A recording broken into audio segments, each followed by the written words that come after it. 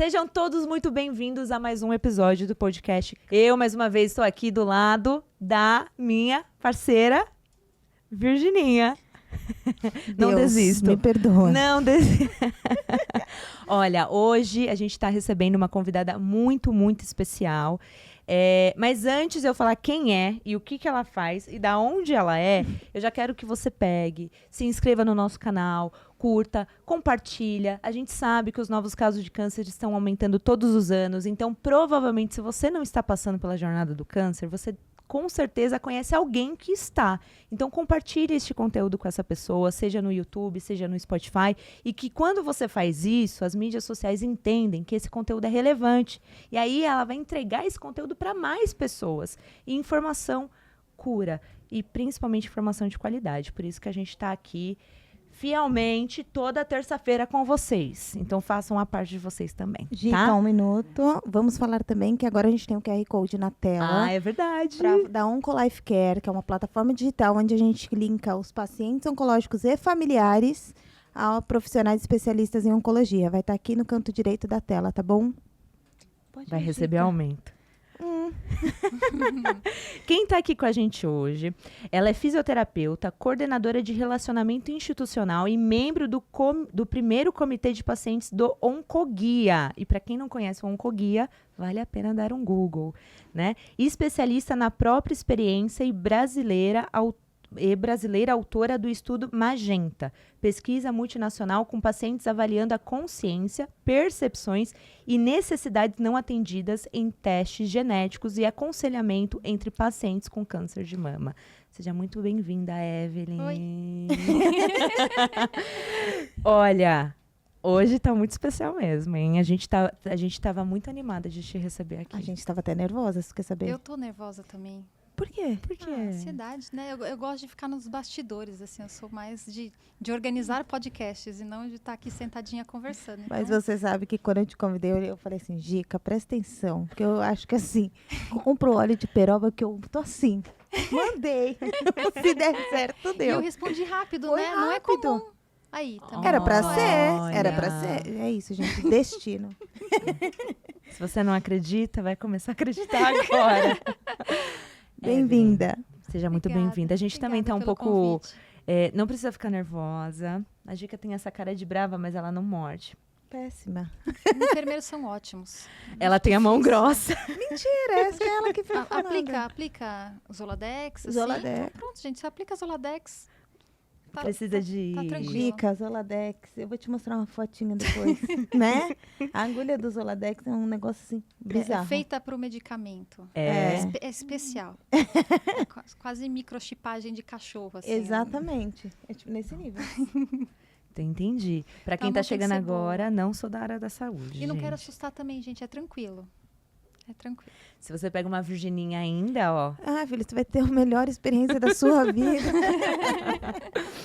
Evelyn, qual foi, pra gente começar, quem é você? Qual foi a sua experiência com câncer? O que rolou? O que te fez entrar pro Oncoguia? Ixi, Por exemplo. A história é longa. A gente tem Ah, é tempo. pra isso. Vou tentar resumir. Assim, acho que eu tenho, dentro do Oncoguia, que é da minha casa, né, eu tenho várias camisas. Então, eu tenho a camisa de paciente, hoje falando mais, representando a voz da mulher mutada, que sou uma paciente hoje que tem alta medicamentosa, mas não tenho alta médica por conta dessa mutação genética.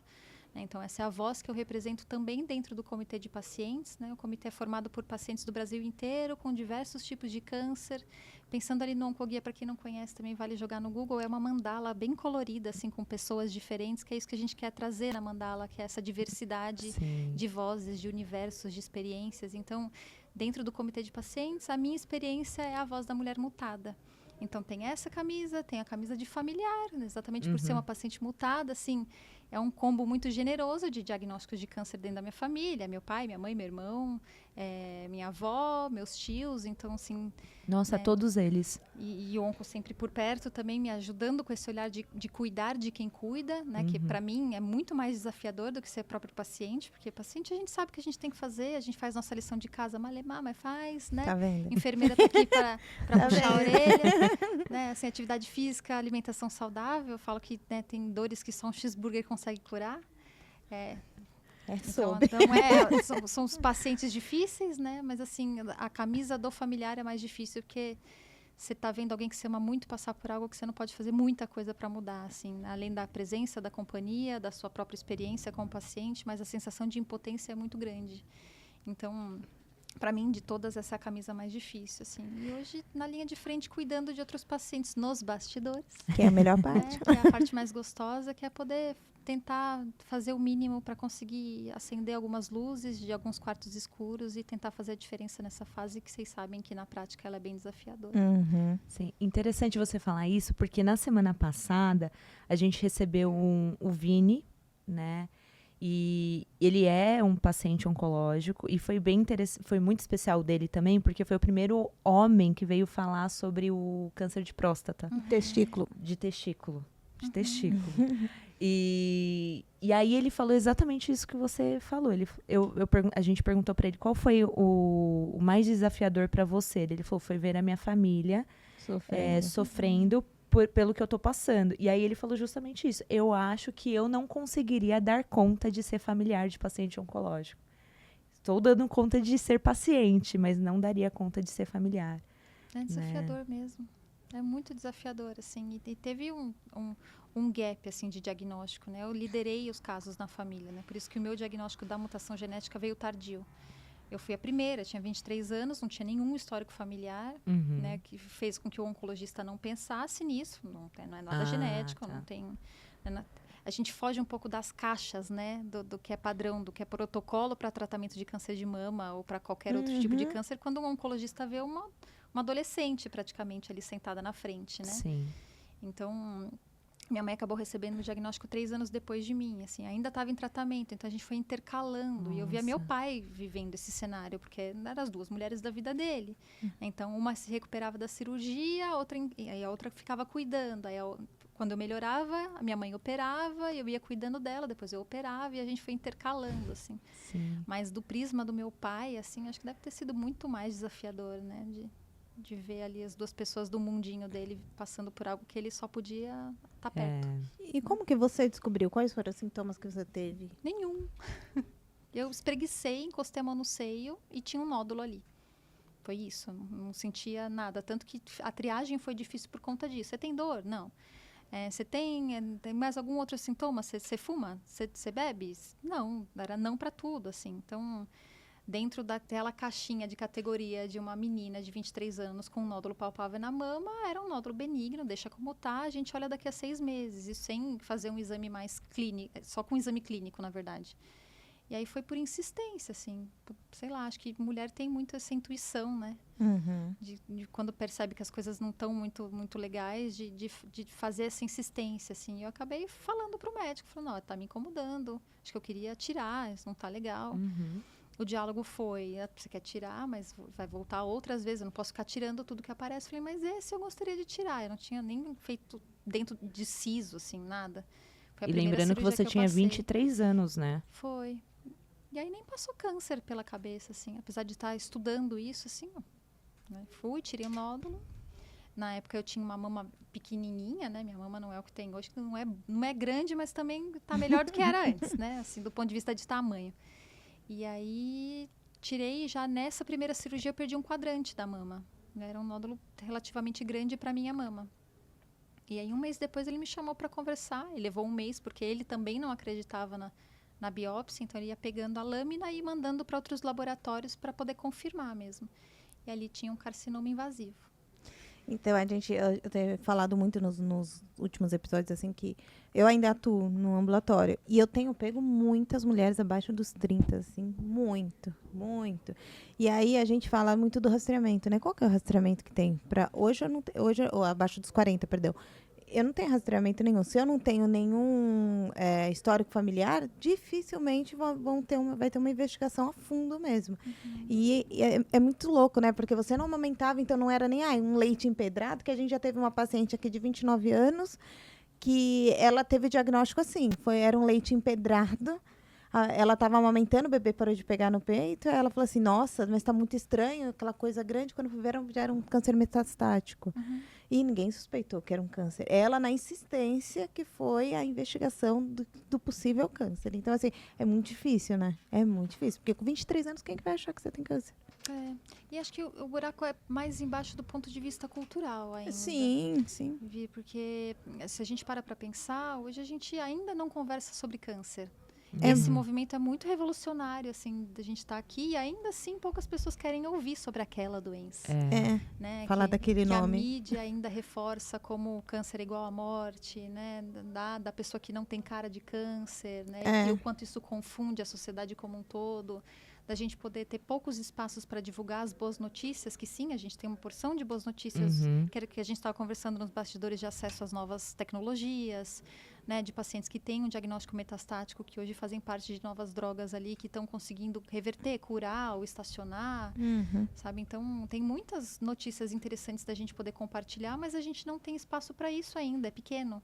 O espaço que a gente tem é o espaço para o negativo, né? É para o viés que deixa ainda reforçando no quarto escuro. Exatamente. E isso reforça o fato da gente não conversar num almoço de domingo sobre câncer, para conhecer o nosso próprio histórico.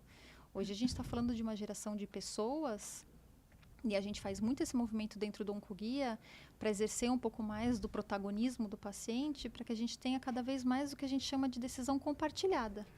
Né? Na minha época de diagnóstico, isso eu estou falando de 12 anos, era uma decisão completamente paternalista, que a gente chama. Eu sento na frente do médico e falo, ó, cuida da minha vida aqui, que isso aqui eu não entendo. Eu tenho um diagnóstico de câncer, se vira aí, resolve meu problema.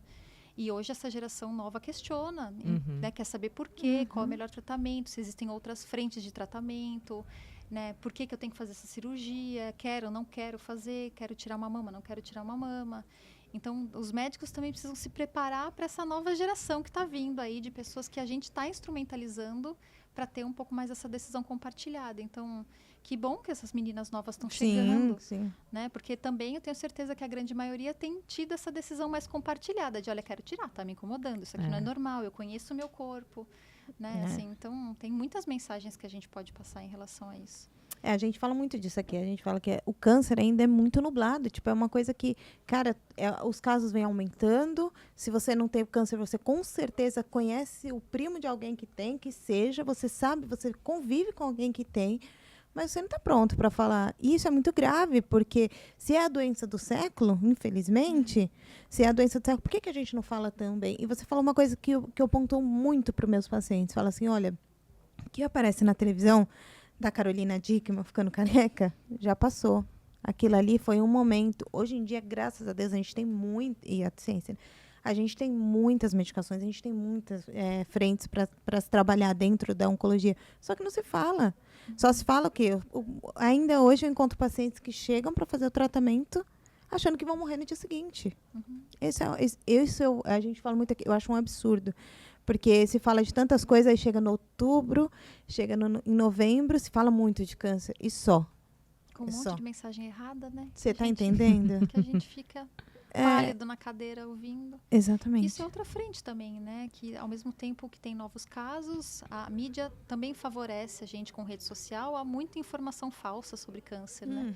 Então a gente vive um cenário hoje pensando na equipe multi dos nutricionistas que literalmente perdem o cabelo junto com a quantidade de notícia que chega de chás e remédios que curam o câncer.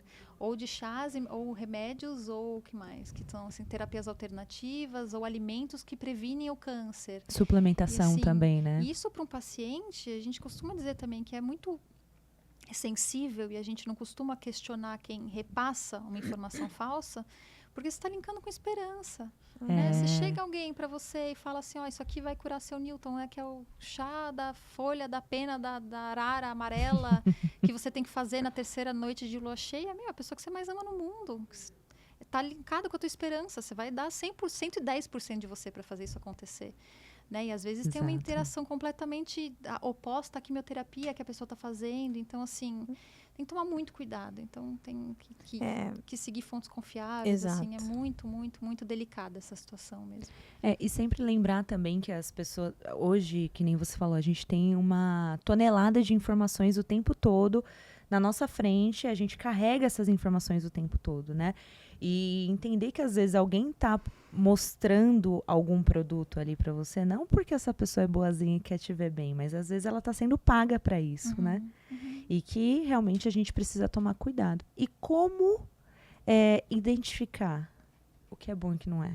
Ui, tem uma lista.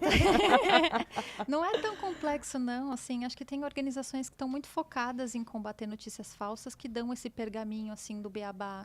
O principal é linkar a fonte, assim, né? Ver se o site é confiável. Principalmente ver se a informação é de utilidade, porque às vezes ela é até verdadeira, né? Tem uma palavra que todo paciente com câncer fica desesperado, que é o tal do prognóstico, né? É o tempo de vida. Né? Ele existe, ele está aí com base científica, mas hoje em dia cada caso é um caso, né? É individual. Então, é o que a Luciana, que é a fundadora do Oncoguia, gosta de dizer, assim, muito mais do que uma informação de informação de qualidade, é uma informação de utilidade, que você vai ver, que você vai entender um pouquinho mais sobre esse cenário, que você vai conseguir levar isso para o teu médico para discutir com ele. E isso é o que a gente mais ensina também com o movimento de influenciador dentro das redes sociais. Tem muito paciente hoje que usou, que transcendeu o diário de bordo, né, que usava a rede social antes para contar como estava se sentindo e que viu que isso conectava com outras pessoas e que hoje abriu um grande universo de, ok, eu estou me sentindo instrumentalizado para poder ajudar outras pessoas. Vai além do próprio tratamento. Né? Então, a gente vê hoje podcast, vê canal de Instagram, vê canal de YouTube, de pacientes que usam essa voz para poder informar, para poder acolher. Mas eles também usam essa mesma voz para dizer, olha, esse é o meu caso. É o que funciona para mim. Então, promove uma reflexão saudável do ponto de vista de quem está assistindo, você que está assistindo, por favor, assim, inspiração é super legal. Cuidado com comparação. Comparação não é um caminho legal. Né? Porque eu não posso espelhar a minha história no que deu certo para você, no que deu certo para você, mas eu posso me inspirar com ela e discutir isso com quem conhece a minha biologia, além da biografia, sabe? Então, essa é uma dica super saudável também para a gente se informar com qualidade e evitar um universo de comparação que aí só piora um universo que já não está saudável, que é o do câncer em si, né? Sim, a gente fala também das informações do vizinho. Não é informação confiável, gente. Cada caso é um caso. Você vai viver o câncer. É muito individual. Cada paciente tem um sintoma. A informação do vizinho me mata. Ai, porque a minha prima teve câncer de mama. Nossa, ela tirou tudo. Eu quero morrer quando a pessoa chega com isso. Cara, não vai ser assim. Ai, não conseguiu pôr prótese. Ai, gente, a pessoa está começando a tratar. É o que a gente mais esbarra também, é o que dizer. O que eu falo para um paciente que está experienciando ali, né, a vivência com câncer, um familiar? E a gente sempre promove uma reflexão contrária do por que não ouvir? Sabe? Por que a gente é condicionado a ter que saber o que dizer o tempo todo para alguém? E a gente não pode treinar a nossa escutativa e a nossa presença, de fato, para olhar no olho e falar, e aí, o que você quer me contar? Às vezes você quer me falar da novela, às vezes você quer reclamar do seu filho adolescente, às vezes você quer falar de tudo, você não quer falar do câncer, você não quer falar do medo, você não quer, ou você precisa pelo menos de uma abertura para isso. E aí que as pessoas se enganam bastante, porque elas já chegam... quando você pensa muito no que você vai ter que dizer para alguém, você não está ouvindo o que ela está dizendo. Você está ali, ela está falando e você está aqui. Eu preciso responder tal coisa, tal coisa, tal coisa. Você já não prestou atenção em nada. Então, o nosso desafio é poder trazer essa pergunta contrária, assim. Você não precisa falar nada, você precisa ouvir. E, às vezes, o mais sagrado que você pode dizer, olha, eu não faço ideia de como é viver a experiência de perder um pai, mas eu acredito em tudo que você está falando e eu sinto muito por isso, sabe? É muito mais genuíno, estar presente, muito mais sincero. E é muito mais acolhedor também, né? Eu lembro que quando meu pai estava doente, estava na cama, ele estava muito debilitado, assim, e uma sobrinha dele distante, aqui no podcast, a Gica e os profissionais apelidaram de parente de Londres. Então, quando chega o parente de Londres, e ela é nutricionista, né? Então, ela chegou pro meu pai e falou assim, olha, padrinho, que o meu pai era padrinho dela, você não pode beber refrigerante porque refrigerante dá câncer. Você não pode não sei o quê porque não sei o quê. Você não pode comer isso, você não pode comer doce porque vai piorar o seu quadro. Você não pode não sei o quê. Até que o meu pai não falava nada, mas a gente ouviu perfeitamente ele mandando ela tomar naquele lugar. E ali eu falei, nossa, fez milagre, porque ele conseguiu falar, né? Mas o quanto a gente também, eu acho que o papel do familiar também é muito importante, né? De ter essa escutativa, de perceber né, e respeitar as vontades daquele paciente e conseguir ali criar um ambiente seguro para que aquele paciente tenha um tratamento mais tranquilo, saudável, né, mais respeitoso, talvez, né? Que nem chega esses pacientes, a Gica sempre comenta que às vezes o paciente está tranquilo, mas o que atrapalha o meio do caminho é aqueles familiares que às vezes acabam não tendo essa escuta ativa e querem impor uma coisa que não dá. Como, por exemplo, o chá de casca de graviola, que a gente sempre fala aqui. Esse é só um deles, né? É que só um sempre deles. volta essa casca de graviola, né? Tem Quando o a gente aranto acha que a gente também. tá curado dessa casca, volta. Tem o aranto também, já soube do aranto, né? Ai, gente, toda semana É. é um retorno. É. Agora tá na fase do inhame. Que o Inhame inhame... de novo? De novo. Tá bom. Não, a minha mãe, esses dias minha mãe falou assim, eu vou comprar inhame porque eu vou fazer um chá pra mim. Eu falei, então escuta aqui um episódio do podcast aqui, por favor. Não, mas inhame é cruel, né? escutadinha. Enfim. Agora vamos falar uma parte legal, que eu tô muito curiosa pra saber. Talvez eu vou pular várias Pergunte etapas, tudo. mas agora eu vou falar.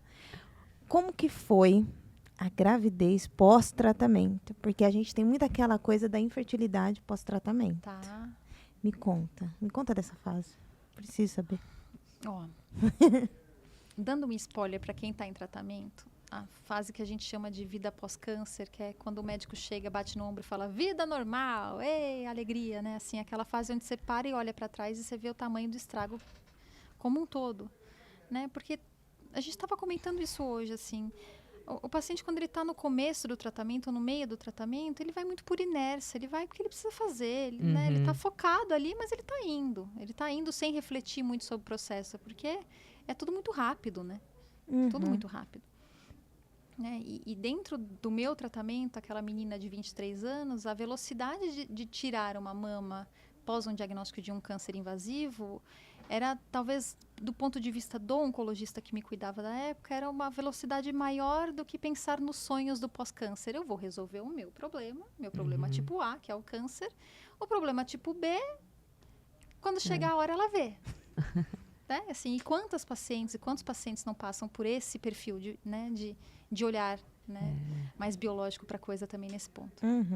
Então, eu fui a paciente que entregou tudo que tinha na mão do profissional que deu o diagnóstico de câncer, ele resolveu tudo da forma que ele achava, até o dia que eu comecei a me dar conta, e isso foi no pós-câncer, das sequelas que o tratamento tinha me deixado. Né? Então, eu não estou pensando por emoção, não, estou pensando porque paciente é difícil de cronologicamente das datas, assim. Eu estava já num novo relacionamento onde eu tinha certeza que era um relacionamento que ia ter raiz. Né? E isso é uma coisa que acontece muito com quem experiencia o diagnóstico de algo que te mostra finitude, né? Que não te entrega a finitude, mas que te mostra ali à beira do abismo para você poder refletir sobre o que importa e não importa. Naquela época, quando eu recebi o diagnóstico, eu estava num relacionamento já de 7, 8 anos. Foi quando eu repensei, né? Assim, se eu quero estar aqui hoje e eu quero sobreviver a tudo isso, eu quero viver além do sobreviver. E para isso eu comecei a analisar as escolhas que eu estava fazendo. E naquele círculo do que fazia sentido para mim, aquele relacionamento não fazia mais. Então... Nossa, corajosa. Né? Não foi uma decisão fácil, não, mas foi uma decisão muito pensada no futuro mesmo, assim. Foi uma das poucas decisões pensadas no futuro que eu já tive na vida, assim. Que a mais tonta que eu já tive na vida foi desistir de fazer piano clássico, porque levaria 10 anos para me formar. E eu falei, gente, 10 anos, nem a pau que eu vou ficar estudando 10 anos. Isso faz 20 anos. Eu já poderia estar tocando formada. Tudo que eu sempre quis na vida, porque eu achei que era um tempo longo. Então, foi a primeira decisão que eu tive pensando no futuro, falando, não, isso aqui não vai encaixar, isso aqui não faz sentido. E aí, não foi por falta de amor, foi por excesso de amor por mim naquela fase. Né? E aí eu fiz o caminho inverso, né? Que falam que toda vez que você passa por uma catástrofe, você se agarra na primeira loucura que você vê na vida. Aí foi um outro perfil de relacionamento, assim, que aí eu entrei para estatística de abandono. Cara, óbvio que dentro do perfil que eu tinha escolhido, que era um cara que me trazia mais vida, o câncer não encaixava na vida, né? E aí eu tomei um belo pé na bunda, assim, o universo falou, deu troco, né? E aí eu entrei para estatística de abandono, porque ele realmente culpou o câncer por conta do término, e aí eu fiquei muito mal, assim, foi a primeira internação que eu tive que não estava relacionada ao câncer. Ninguém sabia o que eu tinha, eu sabia o que eu tinha, era tristeza. E eu falava, gente, eu estou triste. Mas estava tudo alterado, porque eu estava em tratamento ainda, né? Nossa, você é bastante racional, né? Eu faço terapia desde pequenininha. Eu tô vendo Minha também, eu tô mãe meio em me choque, colocou, assim, tipo, caraca. Minha mãe me colocou em ludoterapia quando eu tinha 6 anos, assim. Então, meus pais gostam desse lado mais... Sua mãe é Entendi. genial, É, minha porque se mãe todo é- mundo fizesse isso, ou gente, correr atrás depois de velho, Ah, mas também nem tanto, viu? Porque às vezes eu queria ser menos... pé no chão. Consciente. ter menos musculatura emocional, assim, pra viver umas coisas diferentes, assim, sabe? Que é bom Tipo, também. encher a cara na né? balada, ter meu primeiro coma alcoólico, assim. É só pra ter vivência, tá, gente? Porque, Só pra né, falar pra Olha, Olha, tão check, né? racional, assim, Antes tarde do que mais tarde, pra né? poder conversar com alguém e dizer, eu sei o que é isso. Uma vez eu tomei um porre, assim, então não tenho essas histórias. Então, nesse ponto de vista, acho que a maturidade chegou muito cedo. Entendi. Queria ter vivido um pouco mais. Mas depois desse término, eu falei, bom, já que eu não quero mais ouvir de ninguém que a culpa é do câncer. Eu quero ouvir que é porque eu sou madura demais, chata demais, taurina demais, racional Entendi demais. agora. Esse tipo de Ó, desculpa você tá pra um falando com término, Mariana sabe? e uma pisciana, tá? Não vou nem te falar que é pisciano. E aí eu fiquei num ano sabático, assim, pra mim, de relacionamento. E aí eu conheci o Jota, que é meu marido hoje, já avançando pro final da história. Então, o Jota, ele veio com um misto dos resultados das 2 experiências anteriores que eu tive. Assim, era um cara que escolheu a amizade antes do relacionamento. É um cara que respeitou os momentos. É um cara que sofreu junto comigo. É um cara que até hoje me acompanha nos exames. É um cara que falou, tamo juntos aqui. Sabe, assim, que muito mais do que o familiar, que não tem muito para onde correr, porque tá ali, é o pai, ele é uma escolha diária, sabe? É um posicionamento dele como cuidador de alguém que hoje convive com a doença de forma crônica por conta da mutação genética, né? Então, a cada 6 meses, ele vai comigo no oncologista, ele pede os exames que eu preciso fazer, a gente vai pro hospital, pro laboratório, olha de cima a baixo, ele fala, ok, você tem mais 6 meses, o câncer não voltou. Ou o câncer não apareceu em novos lugares. Então, para ele, tem esse desafio da escolha diária, Sim. de querer conviver com alguém que, além de viver tudo isso, fala abertamente sobre isso. O que é né? super e que importante, trabalha né? com isso. Então, para mim, a gravidez veio depois de muita dificuldade, porque eu não consegui engravidar de forma natural e ainda não consigo. O que os médicos falam é que a possibilidade existe, mas a probabilidade é muito baixa, né? Então, a gente fez 2 tratamentos de fertilização in vitro. Até então, todos os meus exames pós-câncer, eles estão super bons, o que falam que é meio que... eles não encaixavam... Eles me colocaram numa categoria meio isca, que eles chamam, que é infertilidade sem causa definida, assim.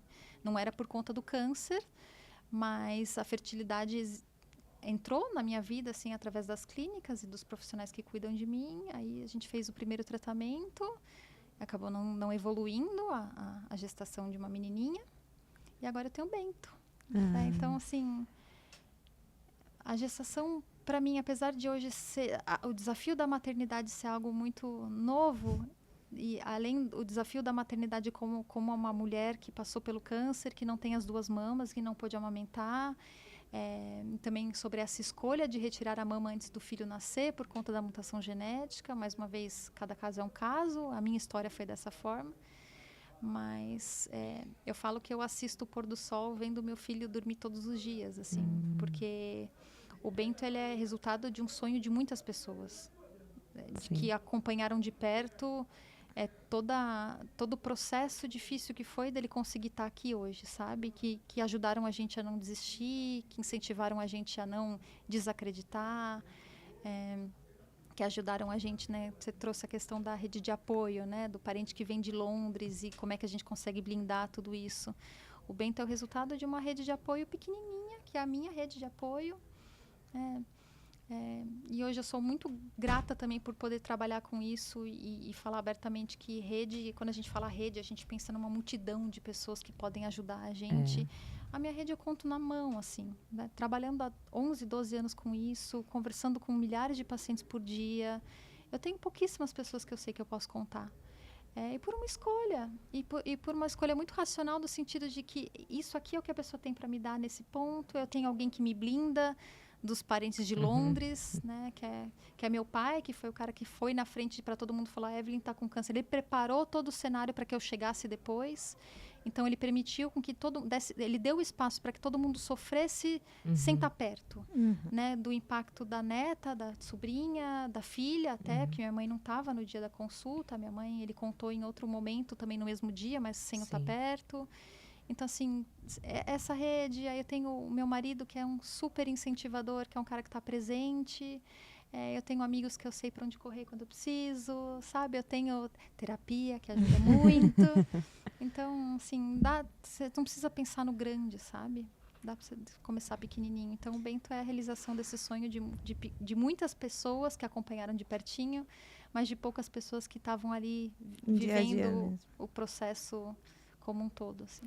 Eu falo que, assim, a gente fala muito pouco da preservação dos óvulos. Começou a falar faz um ano, alguma coisinha assim, que começou a divulgar isso. Por quê? Muitas meninas começam tratamento e aí não tem essa informação, aí mais pra frente vem a questão das sequelas, entra numa menopausa precoce e aí quando quer constituir família, eu digo família no sentido de gestar mesmo, não consegue. E aí, não consegue por quê? Por conta da quimioterapia. E aí entra uma coisa que você falou lá no início. A questão da... Eu sinto ainda que hoje em dia a medicina oncológica, vamos falar da oncologia, que é a vivência, é muito quadrada. E aí você falou uma coisa que eu sempre penso nisso também. Eu acho que é a primeira vez que eu vou falar no podcast. O oncologista, ele vê a doença. Difícil são os oncologistas que ele vê a doença e vê a pessoa. Eles veem a doença e, é esse problema que eu tenho para resolver, eu vou travar essa batalha, isso aqui que eu vou resolver. Depois disso, você vê o que você faz na sua vida. Isso é muito cruel. Porque, cara, você tinha 23 anos. Poderiam ter falado em algum momento, olha, Evelyn, talvez lá para frente você não consiga. Olha, Evelyn, talvez lá para frente você não tenha... você tenha que tirar as 2 mamas. Tudo bem que teve a questão da mutação genética, então você entendeu que aquilo ali era o melhor a ser feito. Mas e aí, se não fosse isso, sabe? Eu falo, cara, é muito quadrado. Eu acho que tem que ser muito dita a questão da infertilidade. Nós, mulheres, hoje em dia, a gente sabe que é muito difícil encontrar um parceiro como você encontrou. E aí, quando você encontra o cara que quer constituir uma família, e aí? Como que você não tem essa informação? E já são tantos desafios, né? Você tá entendendo? Uma nova mulher que passou por uma cirurgia, né? Que tem cicatrizes para mostrar, que tem recomeços para lidar, que tem traumas para conseguir superar, né? Que está com a mentalidade completamente diferente, que está ressignificando o sonho, que está ressignificando tudo. Tem uma série que eu gosto muito de assistir, que até agora é a minha favorita, que chama Ted Lasso. Não sei se já viu. Eu amo! E tem uma cena que ele fala muito, assim, que o mundo precisa de pessoas menos julgadoras e mais curiosas, né? Porque quando você está julgando, que é muito o cenário que a gente vê dos médicos hoje, eu não vou falar sobre fertilização, preservação da fertilidade, porque talvez a pessoa nem tenha dinheiro para ter acesso. Isso é um julgamento, né? Porque, assim, você tá pressupondo algo que a pessoa pode achar diversos meios para conseguir ter acesso. Ela não pode ter condição financeira. Eu resgatei a FGTS na época, sabe, assim, para conseguir ter acesso à preservação, não, né? A FIV em si, já, o produto final ali. Então... Eles meio que subestimam a capacidade da pessoa de realizar aquilo, né? É que eu acho que eles colocam muito na cabeça, assim, a preocupação dela agora é o câncer. É o câncer. O problema dela agora é o câncer. O que vai vir pra frente é muito cruel isso, porque às vezes eu vou ser até meio polêmica, eu acho que falar que, tipo assim... A gente ama! Ai, que medo! É porque eu penso assim, que eu acho que... E isso eu falo pros médicos amigos, eu não tenho esse problema não, mas é que eu acho que, tipo assim, cara, ali é uma família, ali é aquela pessoa, independente se é um homem... Até pro homem mesmo, a preservação do sêmen... É muito complicado, cara, porque aí tu não explica, tu não fala como que vai ser dali pra frente, aí quando a pessoa chega lá na frente, ela tem esse problema pra resolver, que pode ser, às vezes, o desejo que ela tinha de vida. E às vezes não, né? É. Mas eu preciso do benefício da dúvida. Exatamente. Se eu tô até aqui, até agora, antes do câncer chegar, afirmando que eu não quero ser mãe, e o câncer chega e eu ressignifico isso, eu preciso ter o benefício da dúvida. Do médico olhar para mim e falar assim, olha, eu sei que você não quer ser mãe, mas acho importante você pensar na congelação, né, no congelamento de óvulos. Existem faculdades, pelo menos aqui em São Paulo, que tem esses projetos mais sociais. Existem clínicas hoje que têm processos diferenciados de pesquisa para pacientes com câncer que descobrem o diagnóstico, que fazem a preservação antes de começar o tratamento. Assim, me dá o benefício da dúvida, né? Para que eu entenda um pouquinho mais sobre esse universo, ou entenda minimamente para conseguir me explicar, para eu ter essa autonomia de decidir o que é importante para mim agora. Se eu virar para você e falar, eu realmente não quero ser mãe, vamos seguir, ok, eu vou arcar com a minha escolha. É uma escolha sua, Mas né? eu preciso ter o benefício da dúvida, eu preciso ter direito a esse acesso que chega. Né? Então, isso que você trouxe é algo que a gente costuma dizer muito, assim, de profissionais que olham para a biologia e não olham para a biografia. Exatamente. Né? Porque tem uma história, tem uma pessoa que está sentada ali, tem uma pessoa que se preparou para a consulta, que se perfumou para a consulta, que esperou a semana inteira para estar ali conversando com ele. Ele não olha no olho, né? Ele não pega na mão. Ele não, né, não toca, não olha, não sorri, não pergunta se entendeu, né?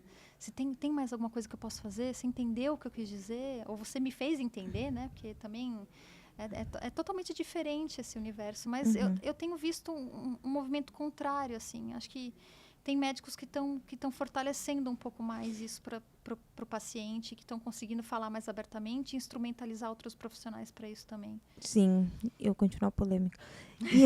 Mas também tem o outro lado da moeda, tá? O que eu vejo muito, e cara, isso me pega pesado, assim. As pessoas irem em busca daquele médico que é mais antigo, daquele médico que é mais, nossa, ele tem 30 anos de profissão, então esse é o bom. Será? Cara, a gente tem médicos hoje novos que são, assim, excelentes médicos, são referência. Não que não precisa procurar os mais antigos. Eu acredito que eles têm um conhecimento que é único. Mas, assim, será que a gente precisa ficar só nisso? Porque normalmente infelizmente, tem essa realidade. Os médicos mais antigos são os mais quadrados, que não vão se preocupar com a mulher que quer engravidar, com o homem que quer ter o filho dele um dia. Entendeu? E aí, os médicos atuais ainda trazem isso, mas ainda é muito recente. E eu falo, cara, quando eu fusquei tua vida, fofoqueira. Deu um Google. Quando eu fui lá fazer a pesquisinha, eu falei, cara, não é possível. Que, tipo assim, você foi muito... Não, real agora, tá? Parabéns, porque você foi muito corajosa de, tipo assim... Apesar de tudo, de saber que você ia ter limitações na sua gestação, no sentido da amamentação, por exemplo, e você querer enfrentar aquilo e falar, não vou ser menos mãe por isso, porque tem todas essas coisas também. Fiz uma cirurgia da mama, mas será? Pra que eu vou ter filho se eu não vou dar uma mama pra ele? Entendeu? E é muito pouco discutido isso. Isso é um baita num tabu também dentro do câncer. Mas eu não vou dizer que eu não sofri por isso, não, viu? Foi muito difícil para mim. Eu estava muito convicta da minha escolha, até experienciar a vivência da maternidade, assim, que já foi dentro da maternidade, né? O Bento nasceu no dia 7 de maio, meu aniversário é dia 9 de maio. Então, e foi no Dia das Mães que ele nasceu. Que aí, presente, né? Foi incrível. Para mim foi... Você teve parto normal? Não, foi cesárea. Foi cesárea. E eu estava muito convicta, assim, vou amamentar meu filho, tá tudo bem, tá tudo bem. Até que no dia do teste do pezinho, que foi dentro do hospital, furaram o pezinho do Bento, ele começou a chorar e a enfermeira fez assim, pronto, Bento, agora você vai pro colo da sua mãe, porque só ela tem para te dar o maior amor do mundo, ela vai te dar de mamar. Eu olhei para mim, eu olhei para a tela, ali onde tem todas as informações do paciente, está ali paciente com dupla mastectomia, o filho sendo amamentado de mamadeira, ou seja, estava tudo ali explicadinho. Eu olhei para aquele filho chorando e falei, eu não tenho o maior amor do mundo para dar. E eu passei aquele 8 de maio, que foi um sábado, chorando o dia inteiro, achando que eu tinha feito uma escolha errada. E até que eu comecei a ressignificar a importância do elo da amamentação com as pessoas que estavam do meu lado. Porque, né, eu estava no meio da pandemia, então foram 2 pessoas visitar a gente no hospital, que foi meu pai e minha sogra. Né, um lado de cada família ali para poder conhecer o Bento. E quando eu vi a minha sogra amamentando o Bento com a mamadeira, eu achei aquilo muito bonito. Porque é um elo que não está aqui, ele está aqui no meio, né? Nesse músculo pulsante que está aqui, não está na mama, ele está no coração, na intenção que a gente tem, né? No quanto a gente está dedicada amamentando nosso filho, olhando o feed de Instagram, né? Assim, você está aqui, ele está mamando em você, você está dando o maior amor do mundo para ele, você não está nem olhando para ele, você está olhando para a tela do celular. E eu comecei a tentar ressignificar o que eu considerava o maior amor do mundo. Né? E quando eu escrevi sobre isso, foi com esse ato de conseguir trazer um pouco mais de acolhimento para as mulheres mastectomizadas também, nesse sentido de, cara, isso existe. Né? Por isso que eu falo que eu assisto o pôr do sol no meu filho todas as noites, porque eu vejo literalmente ele fechando os olhinhos, assim. Então, eu tô ali, eu tô presente, eu quero saber do dia dele. Ele me conta, sabe, do jeitinho dele de linguagem de 3 anos, que também não é fácil de entender. Mas, sabe? Mas eu tô ali, assim, a Evelyn paciente, a Evelyn ativista, a Evelyn que trabalha numa das maiores e mais respeitadas organizações de câncer do Brasil, fez tudo o que ela tinha para fazer e agora ela está ali, é a mãe. É a mãe. Que é a mãe que, porventura, tem um diagnóstico de câncer, né, que passou pelo câncer e que hoje vivencia a experiência como uma mulher mutada sem as 2 mamas, dando o maior amor do mundo dela para o filho todas as noites, enquanto ele fecha os olhos dele para dormir, assim. Então, mas eu tive que ressignificar isso meio que batendo de frente com a sociedade que não está preparada. Então, Sim. assim... Nunca. Você está amamentando seu filho no parquinho na mamadeira, a pessoa vem, mas por que ele está mamando na mamadeira? Eu sou mais delicada, meu marido não é tanto. Então, assim, o Jota respondia na cara, porque ela teve câncer, ela não tem as 2 mamas. E aí a pessoa acaba o assunto. Mas eu falava, porque eu não conseguia amamentar. E a pessoa retrucava, mas por quê? Que você tentou? Você não, sabe assim, ia até chegar ao ponto de você dizer, olha, não tentei porque eu não tenho as mamas. Então, assim, é uma sociedade também tenso o universo da maternidade em relação à amamentação. Assim. Então, isso foi algo que eu tive que passar pelo processo e me questionei, sim, se eu tinha feito a melhor escolha. Ai, gente, eu tenho...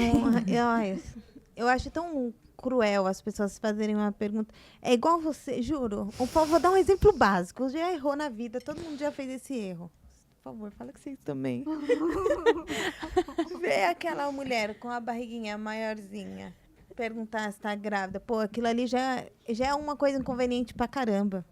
E às vezes a mulher não tá grávida, entendeu? E aí, por que as pessoas falam... Gente, se você soubesse quanto silêncio é bom. Caraca, velho. Se as pessoas conhecessem o poder do silêncio, Nossa né? senhora. Por que fazer umas perguntas dessas? Tipo, tá, e se ele não conseguiu mamar no peito porque não ficou bem nutrido? Ai, pelo amor de Deus. Ou seja, retificando, sejam menos julgadores e mais curiosos, mas nem tanto, a curiosidade nem tanto nesse ponto. Na verdade, vai cuidar mais da sua vida. Para de ser fofoqueira. Os outros. E uma coisa que interessante é que a importância também dos profissionais, por exemplo, o médico oncologista, provavelmente ele passou todas aquelas informações que você falou que estava lá na telinha, né? Mas o quanto também os outros profissionais que vão participar do processo, mesmo que seja pontualmente, devem estar preparados para receber aquele paciente. Porque provavelmente foi só mais um número, né? Uhum. Assim, a importância de que as pessoas parem, realmente leiam, vejam quem está ali, com um olhar mais humano, né? Mais acolhedor, que foi isso que a gente falou aqui desse tratamento mais acolhedor, né? De olho no olho, de uma mão ali, segurando, acolhendo. Você sabe que a gente está num mundo hoje onde a gente vive no automático, nas nossas profissões, no nosso dia a dia, assim, né? Até a gente que trabalha mesmo com câncer ali, que está na linha de frente, que vê tantos desafios, né? A gente estava discutindo aqui a escolha do médico, uma paciente do SUS não tem esse privilégio, não tem essa escolha, né? Assim, está tão distante ainda da realidade que a gente tem, né? Que a grande maioria dos brasileiros são pacientes que dependem do Sistema Único de Saúde. A gente vive no automático e às vezes a gente tem reações e ações que a gente não percebe, mas assim, como o paciente agora, vestindo a camisa do paciente, eu não lembro o nome de todas as pessoas que cuidaram de mim, mas eu lembro exatamente do que elas fizeram por mim. Exatamente, assim. Seja bom ou ruim, né? Exatamente, assim, da coisa mais destruncada, né, até o ressignificar de um olhar, porque, né, assim, muita gente me pergunta o que eu fiz com um médico que não quis me operar. Eu respondo tranquilamente, ele foi convidado para o meu casamento. Assim, ele tinha um olhar que hoje ele não tem mais. E é muito bonito da minha parte permitir que eu aceite da parte dele um novo olhar para mim e para a geração de mulheres que ele cuida.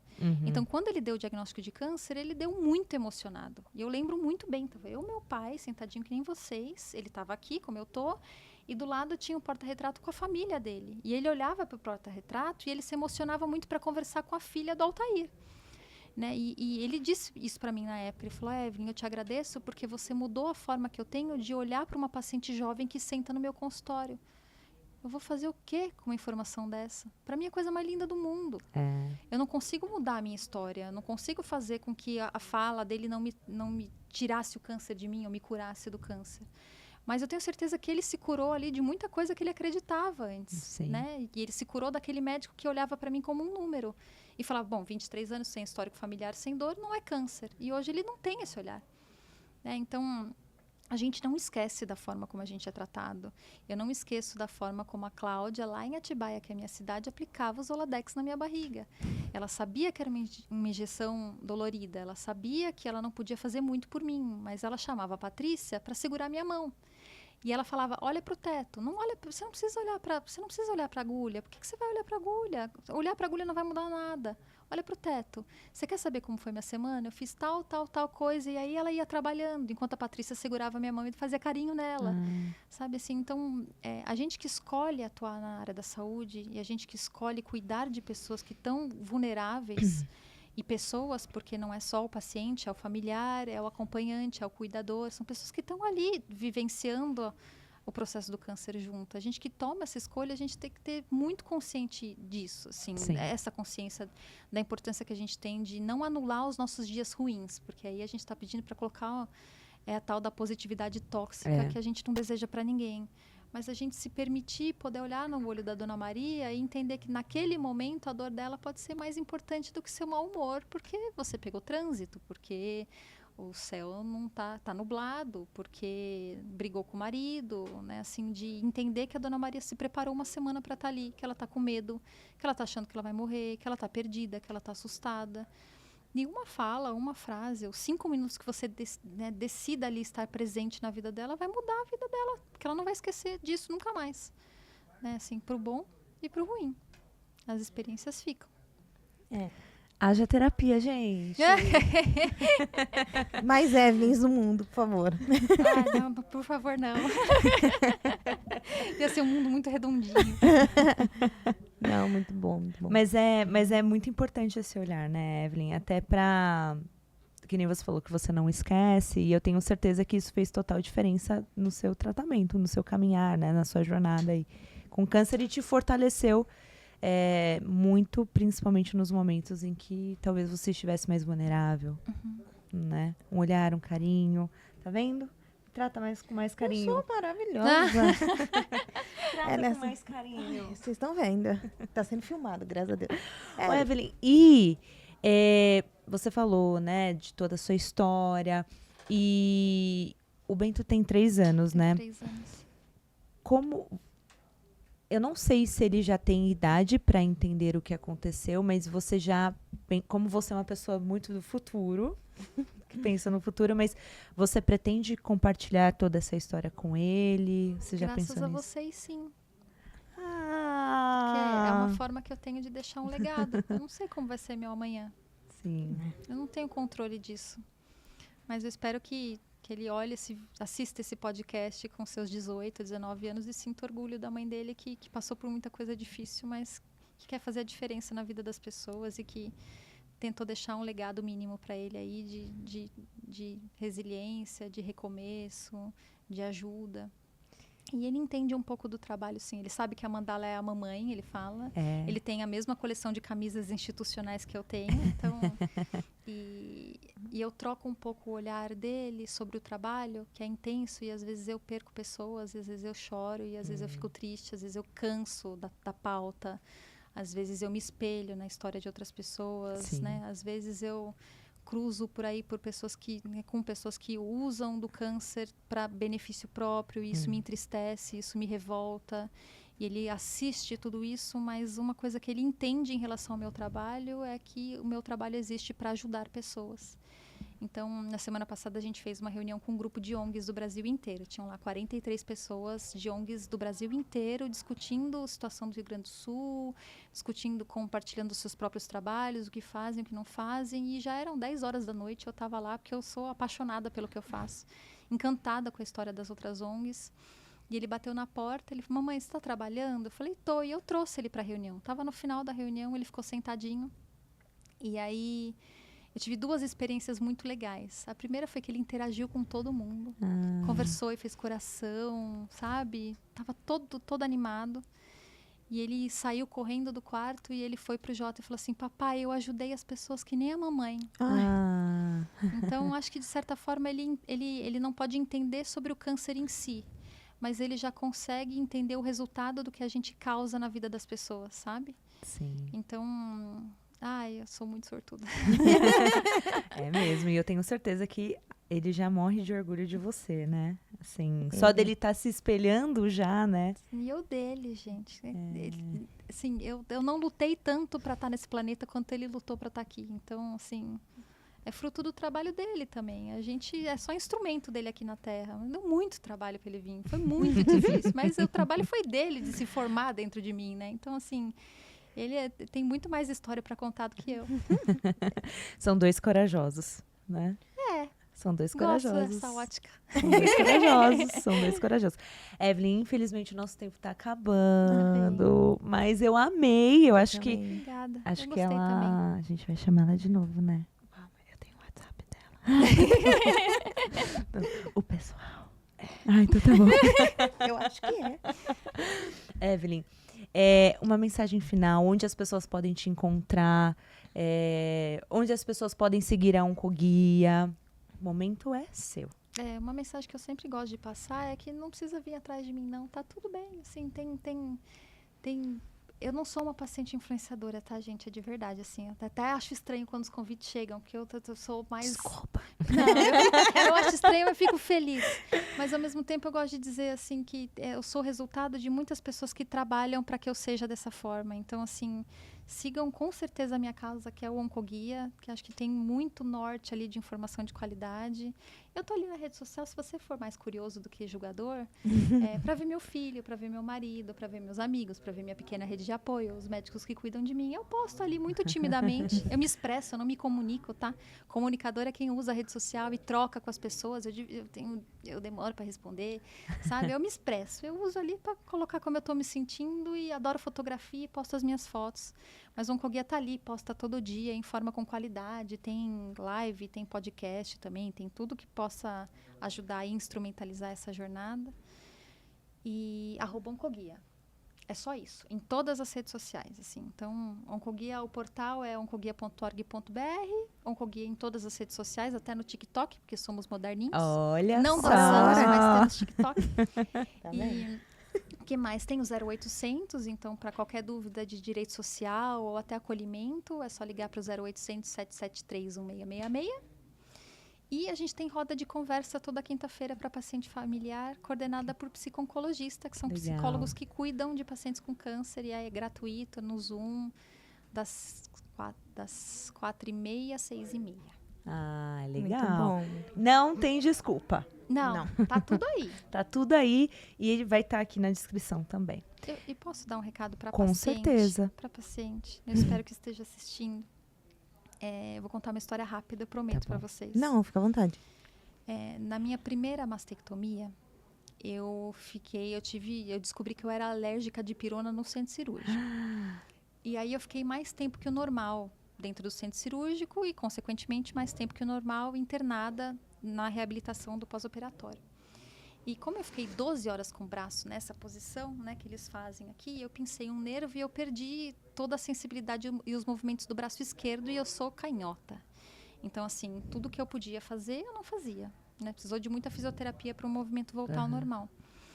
E, mais uma vez, sempre meu pai, né? O meu pai era o responsável por escovar os meus dentes.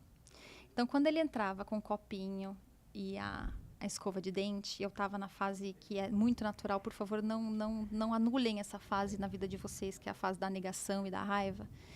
Ele chegava com aquele copo, eu achava a treva. Eu falava, Eu aqui, deitada nessa cama, com câncer, e meu pai tendo que escovar os meus dentes, porque eu não sinto mais o meu braço. E ele, numa dessas escovações, ele acabou colocando mais água que o normal, e eu me afoguei, e eu comecei a tossir, e ele olhou para mim assustado, e a gente deu um sorriso tímido, aí o olho dele encheu de lágrima e o meu junto.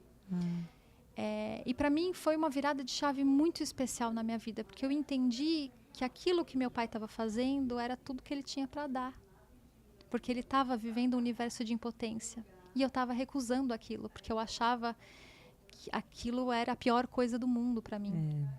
Então, o meu recado para paciente, a primeira vez que eu falo esse recado, na verdade, se permitam, sabe? A gente, quando coloca e veste, né, o papel do paciente oncológico, a gente fica nessa coisa de independência, né? De, poxa vida, estou perdendo muita coisa, tem muita gente cuidando de mim, tem muita gente por perto, tem muita gente que não sabe o que fazer, tem muita gente dizendo o que não quer dizer. Então, assim, o meu convite é: se permitam ser amados pelas pessoas que te amam e que só têm para dar aquilo que elas podem dar.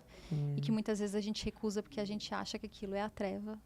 E, na verdade, pode iluminar muito mais o seu caminho e o caminho de quem está por perto e não sabe como agir com essa situação. Então, é isso. Ai, que lindo. Fiquei até emocionada, né? Porque a gente, que nem a gente comentou aqui, que muitas vezes a gente vive no automático, e eu percebo que muitas pessoas têm muita facilidade em dar. Mas a gente esquece do nosso merecimento de receber também, né? Então, fica aí com esse recado. Gica, depois disso... Nem sei. É isso. Gente, não esquece de se inscrever no canal. Compartilha este conteúdo, curta. Se tiver alguma dúvida, comenta aqui. A gente manda para Evelyn ou segue a Oncoguia e manda um direct, tira suas dúvidas por lá também. A Evelyn deixou todos os meios de comunicação para que vocês possam acessar essas informações de qualidade. E lembrando de novo, né? Se inscrevam no canal, porque quando você faz isso, as pessoas entendem que esse conteúdo é relevante e entregam para mais pessoas. Então, olha que momento que a gente teve aqui tão incrível, tão sensível, tão delicado e acolhedor, né? Quantas pessoas não precisam ouvir isso? Né? Então, compartilha com a sua rede de apoio, que eu tenho certeza que você conhece alguém que está passando pela jornada do câncer. E se não conhece, é porque você não está tendo uma escutativa. Provavelmente. Fica aí a reflexão. Fica aí a reflexão. Um super beijo. Um e até o beijo. próximo Tchau, episódio. tchau. Tchau, gente.